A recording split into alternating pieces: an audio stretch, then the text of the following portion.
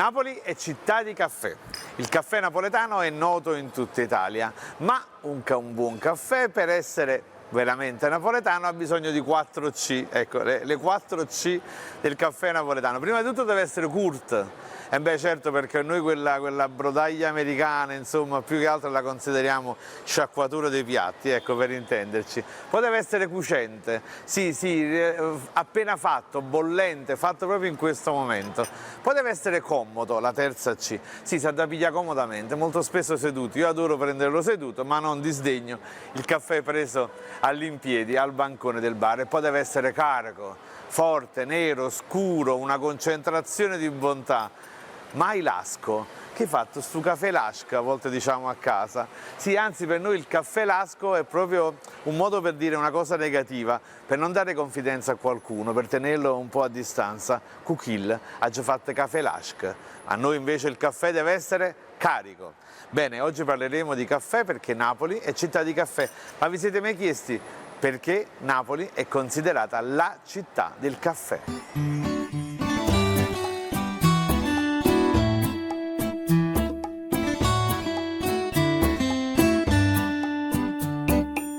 Napoli è città di caffè. Il caffè nella letteratura napoletana, voglio citare solo Riccardo Pazzaglia, adora i caffè. Il caffè nel teatro napoletano e ovviamente Edoardo De Filippo, questi fantasmi, il monologo della macchinetta col cuppatiello. Il caffè nella canzone napoletana, Giuseppe Capalda, Tazze Caffè, oppure anche Riccardo Pazzaglia e Domenico Modugno, O Caffè, la canzone che fu ripresa da Fabrizio De André. Napoli è città di caffè. Finanche una macchinetta in tutta Italia si chiama macchinetta napoletana, la napoletana, quella col beccuccio rivolto verso il basso. In realtà la macchinetta napoletana non la inventò un napoletano, la inventò un francese, Messier de Morisa, inizio dell'Ottocento, però a Napoli divenne diffusissima e noi, città di caffè, la chiamammo a cucumella, la cucumella. Sì, perché in latino cucuma significa recipiente, contenitore, che era di rame, di terracotta, ma questo era un contenitore piccolo e quindi per noi diventò la cucumella.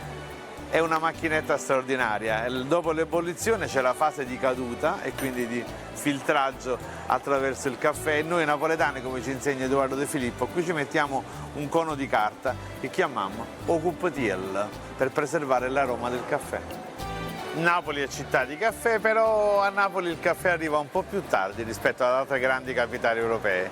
A fine Settecento a Parigi c'erano già i caffè sui boulevard parigini, a Vienna c'erano già le coffee house e forse fu proprio una regina austriaca, la moglie di Ferdinando I Borbone, il re Lazzarone, il re Nasone, ecco, che si chiamava Maria Carolina d'Austria, ma Maria Carolina ebbe questo forte desiderio e questa nostalgia di questa bevanda che a Vienna era molto diffusa. Il caffè arriva a Napoli, si diffonde molto velocemente, la città si riempie di venditori ambulanti di caffè, ma recuperammo questo ritardo molto velocemente. E sapete perché lo recuperammo? Beh, prima di tutto secondo molti storici, perché l'acqua di Napoli è la migliore acqua d'Italia, è l'acqua eserina, insomma, quindi il caffè napoletano divenne il migliore che c'era la migliore acqua.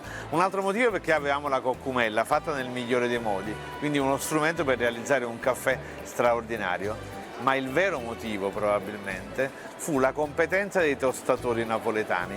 Napoli è la città di porto, a Napoli arrivavano decine e decine di qualità di caffè da ogni angolo del mondo e quindi i napoletani svilupparono una grande capacità di realizzare le miscele. Ricordate quando in ogni strada di Napoli c'era una torrefazione?